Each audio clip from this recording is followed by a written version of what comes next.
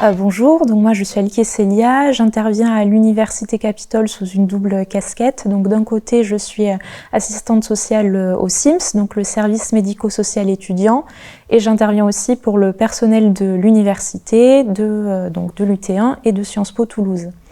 Donc au niveau de mes missions, donc pour le SIMS, nous sommes 4 assistantes sociales en tout.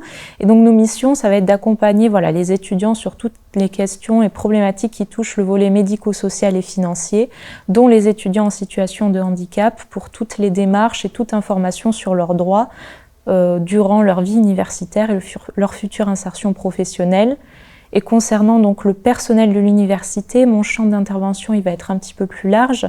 Donc j'interviens sur la question du logement, l'aspect financier, familial, la santé, et donc notamment la question du handicap aussi. Donc là j'interviens sur la question du maintien dans l'emploi. J'informe les agents sur tous les droits relatifs au handicap et je les accompagne également dans les démarches si besoin. Donc par exemple, si on prend l'exemple de la reconnaissance en qualité de travailleur handicapé, mon rôle ça va être d'ouvrir leurs droits sur ces questions-là et de les informer sur tout ce qui en découle tout au long de leur carrière, que ça soit dès l'embauche ou jusqu'au départ en retraite.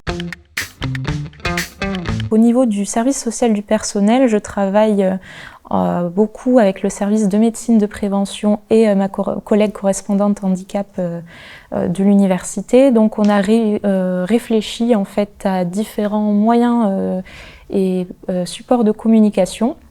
Pour l'instant, on est sur des affiches, des plaquettes qui ont été installées un petit peu partout dans l'université, parce que c'est vrai que on a constaté qu'il y avait beaucoup de personnes, que ça soit aussi du côté étudiant, qui étaient très peu informées finalement sur leurs droits et du coup tout ce à quoi ils pouvaient prétendre en étant en situation de handicap.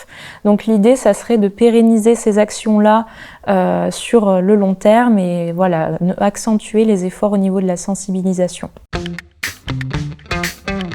Au niveau des projets à venir, donc déjà le plus récent, ça va être du coup une semaine de sensibilisation durant la semaine européenne du handicap au sein de l'université, qui va être l'occasion de présenter les différents acteurs et du coup comment on travaille de manière collective autour de la question du handicap. Donc les objectifs, ça serait de pérenniser toutes ces actions-là sur le long terme, voire en développer d'autres pour mieux faire connaître ce collectif qui est présent au sein de l'université et du coup développer, ne pas rester sur de l'accompagnement individuel, mais vraiment une prise en charge collective du handicap au sein de l'établissement.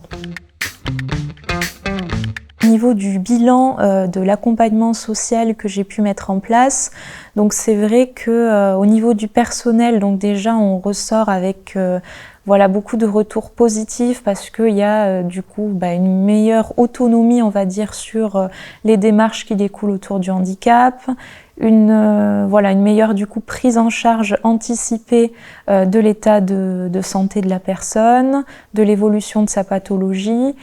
Donc ça, c'est un constat qu'on fait conjointement avec la médecine de prévention de l'UT1 et aussi la correspondante handicap. Et souligner justement les bénéfices de la pluridisciplinarité de l'équipe justement autour du handicap.